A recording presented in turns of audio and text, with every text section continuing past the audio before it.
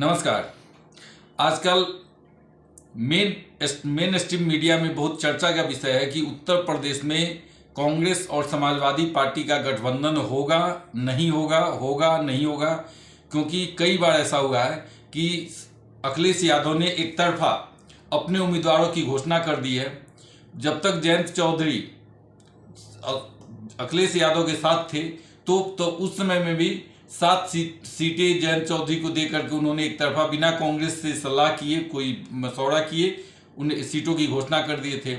और एक ढंग से वो जब राहुल गांधी की भारत जोड़ो न्याय यात्रा उत्तर प्रदेश पहुंची तो ऐसा सोचा जा रहा था, ऐसा माना जा रहा था कि बनारस में हो या फिर अमेठी में अखिलेश यादव भी उनके साथ जुड़ सकते हैं। जैसे बिहार में तेजस्वी यादव राहुल गांधी की न्याय यात्रा के साथ जुड़े थे, वैसा ही कहीं अखिलेश यादव ही आ सकते हैं, लेकिन वैसा कुछ हुआ नहीं।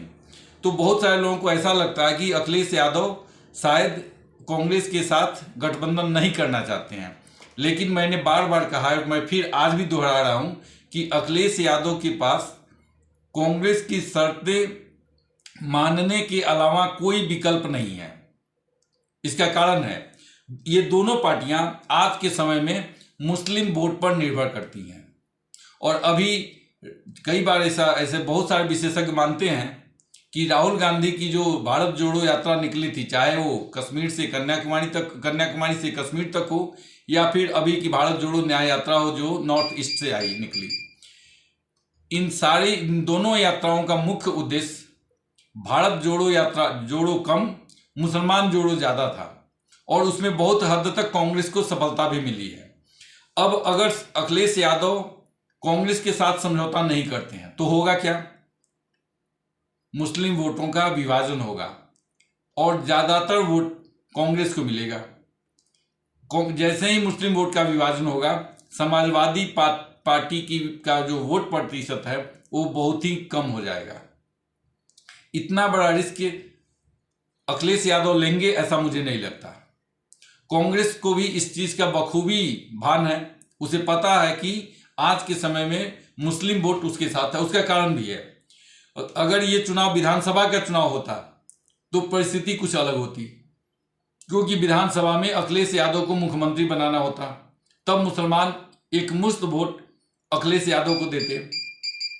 लेकिन उत्तर प्रदेश के मुसलमानों को भी पता है कि वो अखिलेश को जितना भी सीटें दे दे, एक तो इसके पहले 2014 और 2019 में भी अखिलेश यादव और मायावती, बहुजन समाज पार्टी की मायावती, दोनों मिलकर चुनाव लड़ी, फिर भी भाजपा को नहीं हरा पाए। अब अगर वो वोट देते भी अखिलेश को, अखिलेश तो प्रधानमंत्री बनेंगे नहीं। राष्ट्रीय स्तर पर भारतीय जनता पार्टी को कोई टक्कर दे सकता है तो वो कांग्रेस ही दे सकती है। ऐसी स्थिति में मुसलमानों के पास कांग्रेस को वोट देने के अलावा और कोई विकल्प नहीं है। अब सोचिए कि अगर कांग्रेस और अखिलेश यादव अलग अलग चुनाव लड़ते हैं, तब मुसलमानों के लिए एक बड़ा ही धर्म संकट की स्थिति पैदा हो जाएगी, क्योंकि एक तरफ कांग्रेस होगी और दूसरी तरफ अखिलेश यादव। उनकी सहानुभूति अखिलेश यादव के साथ रहेगी, फिर भी वोट देते समय उन्हें कांग्रेस को वोट देना मजबूरी हो जाएगी, क्योंकि उन्हें पता है कि राष्ट्रीय स्तर पर भारतीय जनता पार्टी को टक्कर तो कांग्रेस ही देगी। इसी बिखराव को रोकने के लिए मुझे जो लगता है कि चाहे सीट 17 हो या 20 हो, अगर कांग्रेस 20 सीटें मांग रही है तो अखिलेश यादव को 20 सीटें देने के अलावा कोई विकल्प नहीं बचेगा। उन्हें 20 सीटें देनी पड़ेगी और उत्तर प्रदेश में कांग्रेस के साथ उन्हें गठबंधन करना पड़ेगा। अब ये अभी दिखावा कर रहे सीटों का जो दो first list, second list, third list जो निकाला जा रहा है, वो एक ढंग से वो कांग्रेस को ब्लैकमेल करना चाहते हैं। लेकिन कांग्रेस उनसे ज्यादा बड़ी पार्टी है और बड़ी पुरानी पार्टी है, उसमें ज्यादा लोग, उनसे ज्यादा बुद्धिमान लोग हैं। अखिलेश यादव से ज्यादा बुद्धिमान लोग अभी भी कांग्रेस में भरे पड़े हैं। उन्हें पता है कि अखिलेश यादव को कांग्रेस से गठबंधन करना उनकी मजबूरी है।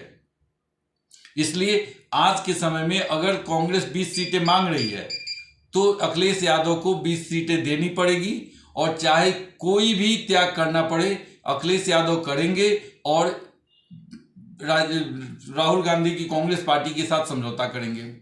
लेकिन फ्रस्ट्रेशन राहुल गांधी का देखिए, राहुल गांधी जब बनारस पहुंचते हैं तो वहां उन्हें बिहार में भी, बनारस ही क्यों, बिहार हो या बनारस हो, लगभग 3-4 दिन से लगातार उनके दिमाग में ऐश्वर्या राय चल रही हैं। अब उन्होंने पता नहीं कहां पर ऐश्वर्या राय को नाचते हुए देख लिया है। राम मंदिर के उद्घाटन में कहां पर ऐश्वर्या राय उन्हें दिखाई दे गई। हर जगह उन्हें दिखाई देता है कि ऐश्वर्या राय दिखाई देती हैं, ऐश्वर्या राय दिखाई देती हैं। जब इतना से भी नहीं मन बढ़ा तो बनारस में आकर उन्होंने कहा कि बनारस में जो उत्तर प्रदेश के युवा हैं वो शराब पी के सड़कों पर नाचते रहते हैं। अब सोचिए, एक राजनीतिज्ञ जिन्हें उन्हीं युवाओं का वोट चाहिए, उन्हीं युवाओं पर आरोप लगा रहा है कि युवा शराब पी करके नाचते रहते हैं और सड़कों पे पड़े रहते हैं। बिहार में भी उन्होंने लोगों को जय श्री राम कहने पर बहुत ही गंदे ढंग से धमकाया।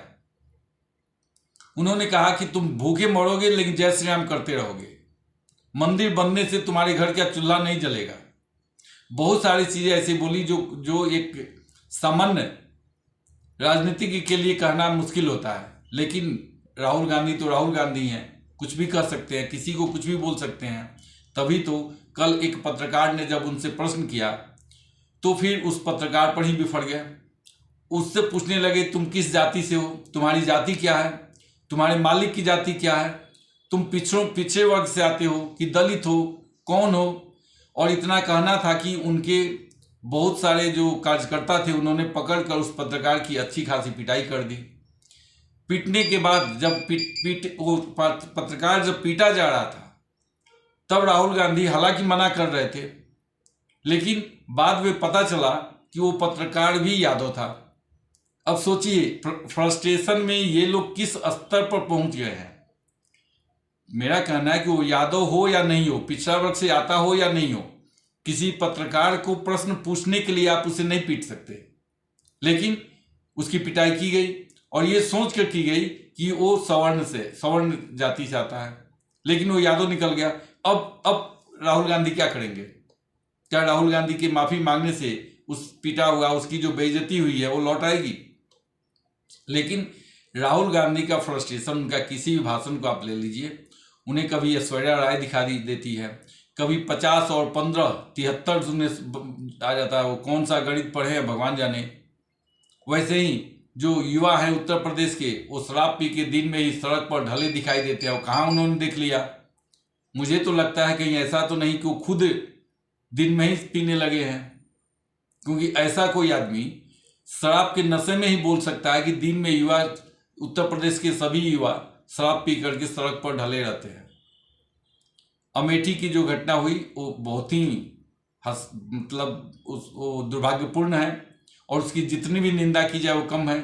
लेकिन उत्तर प्रदेश की जो राजनीति है, चाहे वो अखिलेश यादव हो या फिर राहुल गांधी हो, इन लोगों का फ्रस्ट्रेशन अभी और बढ़ेगा, क्योंकि जनता जानती है कि इनका ट्रैक रिकॉर्ड क्या रहा है। जो भ्रष्टाचार की बात करते हैं, अगर अखिलेश यादव भ्रष्टाचार की बात करे तो समझिए कि ये किस मुंह से भ्रष्टाचार की बात ये लोग करते हैं। राहुल गांधी जो कई घटनाओं में बेल पर है, वो अगर भ्रष्टाचार की बात करे, जबकि कांग्रेस पार्टी तो भ्रष्टाचार की जननी मानी जाती है, लेकिन ये सब कुछ फ्रस्ट्रेशन में निकल रहा है, क्योंकि इन्हें पता चल गया है कि 2024 के चुनाव में इनके लिए कुछ नहीं बचा है।